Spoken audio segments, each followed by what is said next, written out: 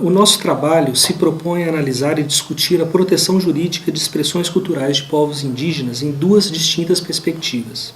A primeira, na perspectiva da propriedade, dos direitos de propriedade intelectual, corporificada no direito autoral. A segunda, na perspectiva de novos direitos que asseguram a diversidade cultural, especialmente a diversidade das expressões culturais, direitos que estão sendo sistematizados no plano internacional pela Unesco. A análise procura evidenciar a complexidade do tema e buscar elementos que possam forjar a construção de instrumentos de proteção que induzam relações interculturais equitativas e equivalentes em forças e interesses entre os povos indígenas e os usuários e consumidores dessas expressões. Na perspectiva dos direitos autorais, a proteção do qual falamos representa, na sua essência, o controle do direito de acesso às expressões culturais. Em outras palavras, proteção aqui representa o controle sobre a disponibilidade das expressões culturais. O princípio dessa proteção são os procedimentos de locação, anuência, licenciamento, concessão, cessão, os direitos de transferência, admissão, adesão, assinatura, etc. A lógica dessa proteção é a barreira e a do nicho, que se por um lado protege as expressões culturais de povos indígenas contra usos equivocados ou indevidos por terceiros, por outro facilita sua reificação. A proteção pelo viés do direito autoral contribui para transformar expressões indígenas em insumos e mercadoria. Essa é a essência dos direitos de propriedade intelectual que será inevitavelmente impressa nas expressões culturais protegidas por esse sistema. A segunda perspectiva de proteção pode ser empreendida sobre novos direitos que asseguram a diversidade cultural. Tais direitos estão sendo sistematizados no plano internacional pela Unesco, que culmina na Convenção sobre a Proteção e Promoção da Diversidade das Expressões Culturais, que a Unesco aprovou em 2005, durante a sua 33ª Conferência Geral. De acordo com a terminologia da Convenção, o termo proteção significa a adoção de medidas direcionadas à preservação, à salvaguarda, à valorização das expressões culturais, uma vez que toda a criação tem suas origens nas tradições culturais. Povos indígenas são efetivamente sujeitos criadores de expressões culturais que consubstanciam obras intelectuais protegidas pelo direito autoral, tais como histórias baseadas na tradição oral, grafismos e padrões gráficos, rituais, músicas, ritmos, danças, símbolos e sinais que distinguem e expressam identidades. Tomar os povos indígenas como sujeitos criadores de expressões culturais significa reconhecer a dimensão coletiva sobre a titularidade dessas expressões. Entretanto, a titularidade conferida sobre essas expressões não deve ser compreendida como genericamente coletiva. Em alguns contextos indígenas, tais expressões são compartilhadas e recriadas por intermédio de unidades sociais específicas. Em outros contextos, determinadas expressões vão pertencer a um grupo familiar específico ou, então, a sua exteriorização será consentida somente por intermédio de uma liderança espiritual. O fato é que pode haver uma miríade de possibilidades concernentes à forma de manifestação e disposição coletiva das expressões culturais. O fato de haver uma miríade de possibilidades para a titularidade coletiva de expressões culturais indígenas não pode redundar em ausência legal de proteção contra usos equivocados ou culturalmente prejudiciais ao contexto de inspiração. A legislação autoral vigente não toca no tema e, quando reconhece algum aspecto, é justamente para lançá-lo fora de sua competência, como atesta o artigo 45 da atual Lei de Direitos Autorais. Os fundamentos esculpidos na sistemática da Unesco para a diversidade cultural podem ajudar a corrigir esse vácuo legal, especialmente os que sustentam a Convenção de que nós tratamos, a Convenção de 2005. Tais fundamentos podem ajudar a organizar normas de proteção, ainda que a restrição de acesso não faça parte do nexo axiológico daquela Convenção, que tomam por valor supremo o livre intercâmbio e a circulação de ideias e expressões culturais. A Convenção da Unesco compreende as expressões culturais como resultado da criatividade de indivíduos, grupos e sociedades. Ao mesmo tempo, reconhece a importância dos conhecimentos das populações indígenas como fonte de riqueza material e imaterial e determina a obrigação das partes em criar condições para indivíduos e grupos sociais a criar, produzir, difundir e distribuir suas próprias expressões culturais e a elas ter acesso, conferindo a devida atenção às circunstâncias e necessidades especiais dos diversos grupos sociais, incluindo os povos indígenas. Indiretamente, a Convenção reconhece os povos indígenas como sujeitos criadores de expressões culturais. Além da proteção contra usos inadequados ou interpretações equivocadas por terceiros, o reconhecimento da titularidade coletiva sobre expressões culturais indígenas passa a ser importante no momento em que tais expressões encontram as novas mídias que caracterizam os tempos atuais.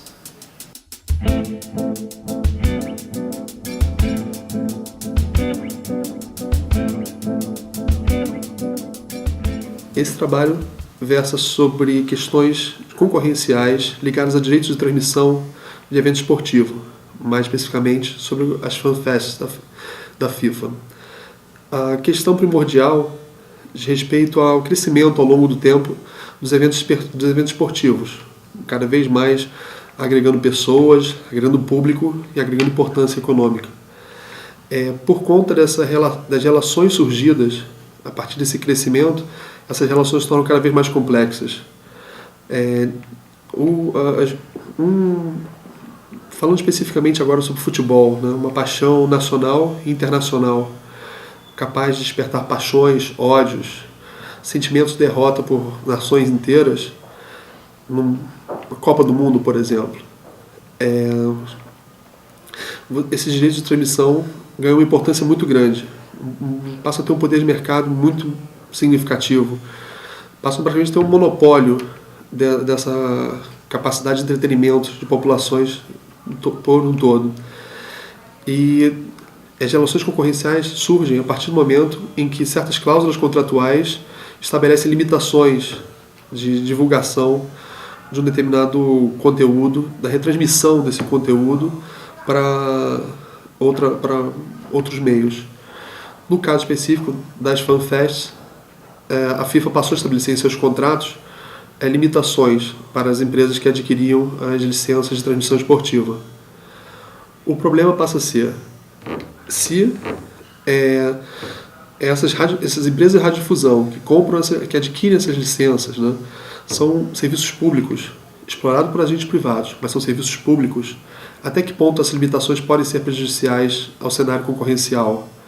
Até que ponto uma pequena cidade poderia organizar um evento aberto para atrair público, atrair turistas, e precisaria ficar submetido ao aval da FIFA, tratando-se o sinal de radiodifusão de um sinal público. Então, o direito autoral, ao estabelecer um monopólio, o direito de transmissão, o direito à organização do evento, ao estabelecer limitações contratuais, isso pode ser anticoncorrencial. Isso pode trazer prejuízos para o interesse público e pode deixar a empresa de radiodifusão de cumprir a sua função pública de divulgação de informação, divulgação de entretenimento, estar próximo ao público. Vamos lembrar que é um setor pouco regulamentado, né? Muito pouco, praticamente não é regulado. Quando nós falamos de uma regulação, afeta somente a espectro. Então nós também precisamos lembrar que o conteúdo que é transmitido pode trazer distorções concorrenciais. E a proteção a proteção conferida é basicamente uma proteção à propriedade intelectual, à propriedade material desse conteúdo. Então, o que esse artigo propõe é levantar questões que precisam ser debatidas profundamente pela sociedade. Qual o meio de radiodifusão que nós queremos? Até que ponto é relevante inserirmos elementos concorrenciais nesse tipo de conteúdo que é acessado por toda a população brasileira? Praticamente 98% dos domicílios brasileiros têm acesso à televisão. E onde exatamente está a função pública? Será que a função pública está na ideia de limitar ou de transpor o poder de mercado em dado setor para outro? Ou se essa ideia está no acesso à informação, no acesso ao conteúdo e no efetivo cumprimento de sua função pública? Espero que vocês gostem do artigo. Obrigado.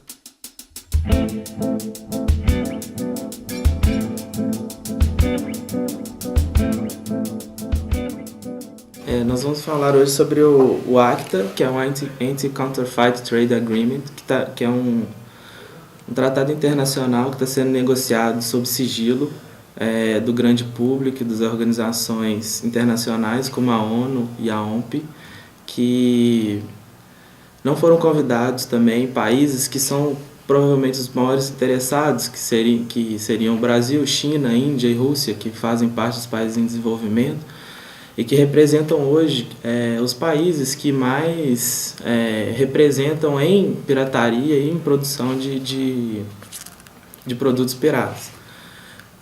Esse tratado, sobre a desculpa de ser um tratado comercial, eles utilizam que usa dessa possibilidade de sigilo do tratado. Porém, como o grande público recentemente teve acesso a alguns vazamentos na internet do conteúdo desse tratado, a gente vê que, na verdade, o tratado trata, em sua maioria, trata em maioria do seu conteúdo sobre violações de direitos autorais e não sobre contrafação, que é o que seria a parte de comércio.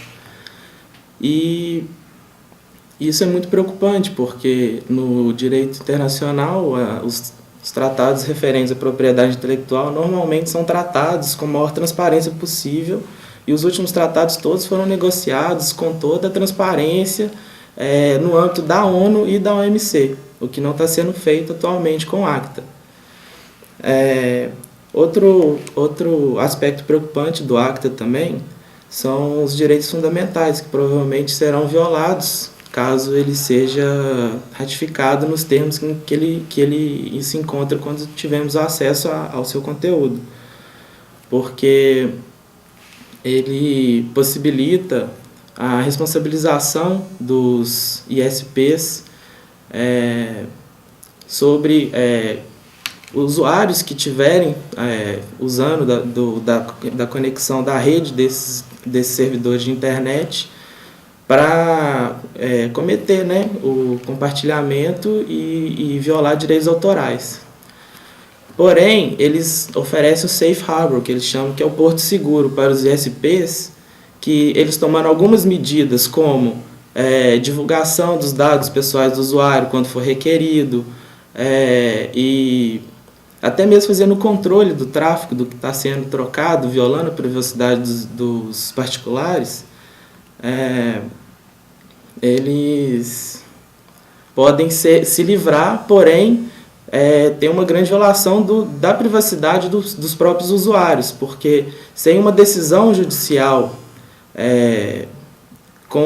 baseado no contraditório, no devido processo legal, os servidores de internet poderiam divulgar para as organizações que protegem os direitos autorais os dados desses usuários. Outro aspecto também que é de relevância ser tratado nesse assunto são as medidas de fronteira que podem ser adotadas caso o ACTA seja ratificado. Eles adotariam a possibilidade dos países signatários reterem mercadoria por um prazo que não se determina, até que seja definido se aquele produto é ou não pirata. Porém, isso nas autoridades seria muito complicado fazer, que já é complicado fazer durante um processo judicial para ver se o produto aplica ou não determinada patente, se tem ou não uma licença compulsória sobre aquele produto, se está válido ou não naquele território a patente. Então, isso poderia, inclusive, por exemplo, na indústria farmacêutica, causar grande dano, porque os remédios podem vir a se perder, por exemplo, medicamentos genéricos que na Índia e no Brasil são legalizados, mas que, por exemplo, em alguns países da Europa e dos Estados Unidos não são reconhecidos.